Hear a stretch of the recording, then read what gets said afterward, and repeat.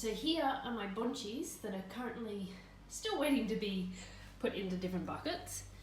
I'm just waiting for my 3D printer so I can actually create those buckets. But they're doing really well. They're now about 8 weeks old.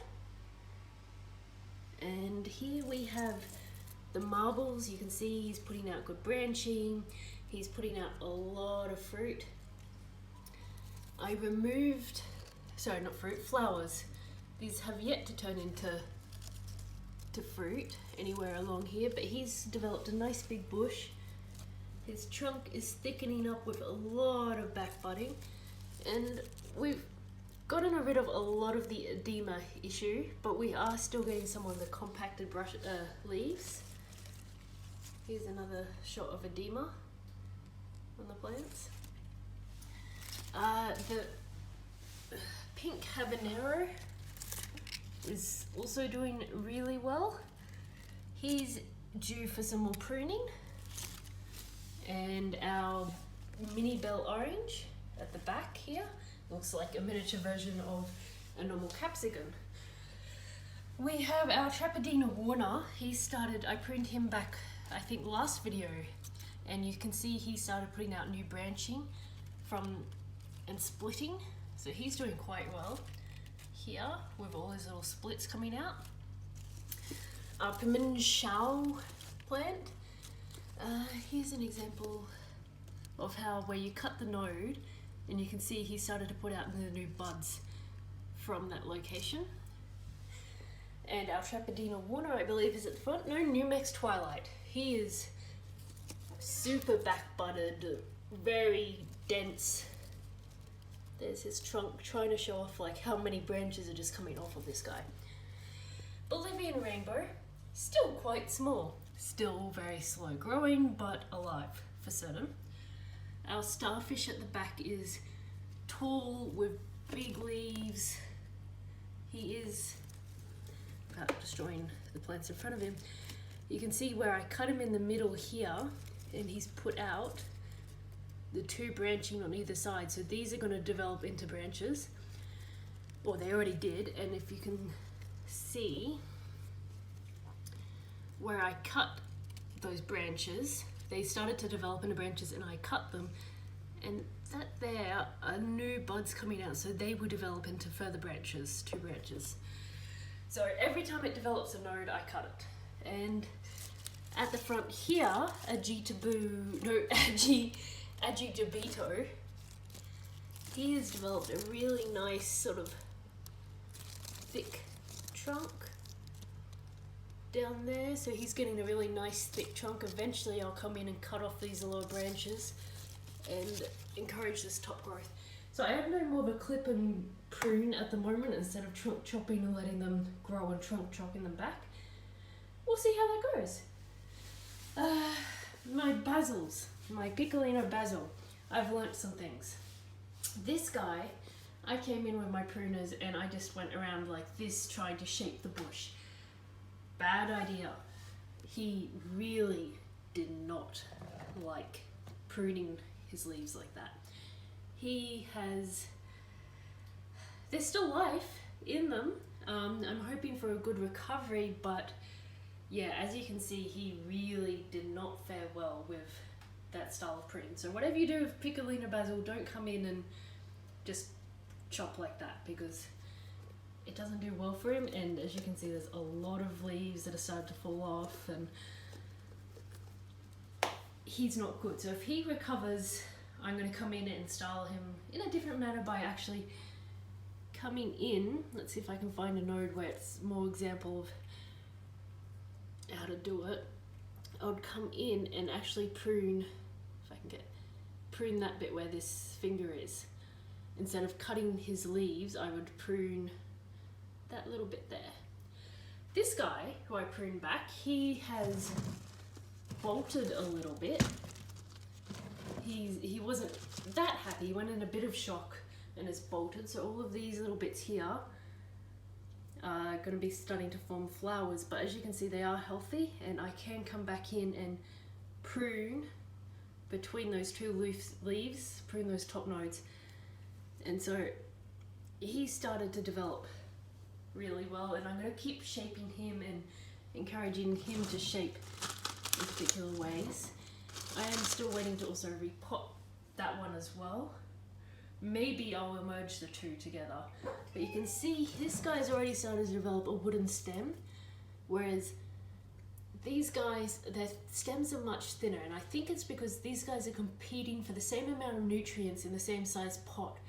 So my best option is eventually to come in and probably join those two trunks together and wrap them fabric tape, hope that they grow together. If we go up to the next bonsais, these are the guys I'm going to be working on today, and I'm going to be doing their first prunings. So we've got Italianano, Bonzi, the Bird's Eye Baby back there, and the Chinese 5 colours. So I'm going to bring this pot down and we're going to do our first chops on them. Alright, so here they are down off the shelf, and as you can see, the slime issue was pretty bad. I just can't seem to get rid of it. It's really gross to look at, it's not nice, but once the plant gets out of the seedling stage, the slime seems to die off as the water level lowers, and doesn't seem to affect the growth in any other way. So again, what I usually do is I come in and I cut between two leaf nodes, and so this guy here, if you can see, you got, if I can get a better angle, so we've got one leaf here, we've got one leaf here, so I'm going to come in and just cut up at this point just here and take his top off, just like that. Now this guy was unique, this Chinese 5 color, because he actually put out 3 leaves instead of 2 to begin with, which is, most plants are cotyledons, if I'm pronouncing that correctly, which means that they put out 2 leaves, 2 seedling leaves. He put out 3, so he may actually develop differently long term. We're going to see. He's actually, now that I look at it much closer, I don't think he put out 3 leaves. I think he might be 2 seedlings that have grown up right beside each other and have already started to fuse. And that might be what it is, because that looks like there's 2 little trunks coming up. And so maybe that's what I was seeing, is 2 seedlings that have grown up right beside each other and fused, because very early on down here we've got a trunk split developing, which is abnormal for these plants to be trunk split so low like that. So that'll be really interesting. In fact, to encourage that trunk splitting in a unique way, I'm going to come down and just cut this branch even lower. So we've still got 1 true leaf on this particular branch, and one of its baby leaves here, as you can see, it's a different shape. This one here has 3, so we're going to hopefully try and get that to split off. Now, this Italianano is a good way to point out his differences. If I put that down, these is his true leaves up here, the ones that have the veining, very obvious, the shaping and stuff. These ones down here, which are much smaller, they started to wrinkle a little bit, are his first set of leaves, his sapling leaves. So you don't want to cut above the sapling leaves. You want to make sure he's developed some true leaves, and then you want to keep your true leaves on him when you do your first prune. So my lowest true leaf starts here. As you can see, we're already getting some back budding growth there, but that means that the lowest I can cut for this guy is right here. So I can come in and I can cut this guy right there. If I get a bit better pruning position, and I took his top off. So this is a little bit risky. If you're too worried, you can keep some of the lower, like more leaves on him and cut a bit higher. But this is going to encourage the trunks to really thicken up and wooden, and then also to encourage more back budding. So instead of growing 1 main stem up like it was, it's going to encourage 2 branches.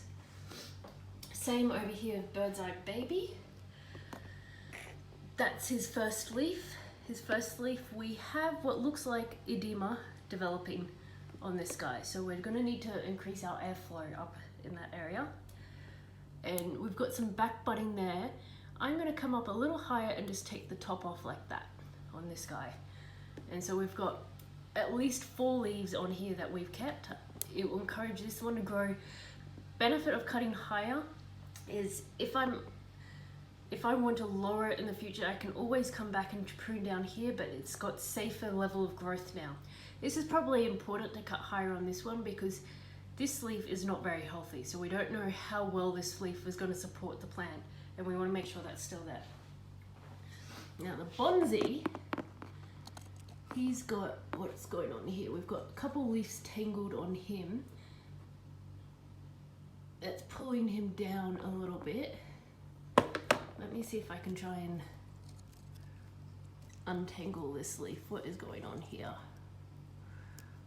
Pull that bit out. His cotyledon leaf has curled up around some of his others.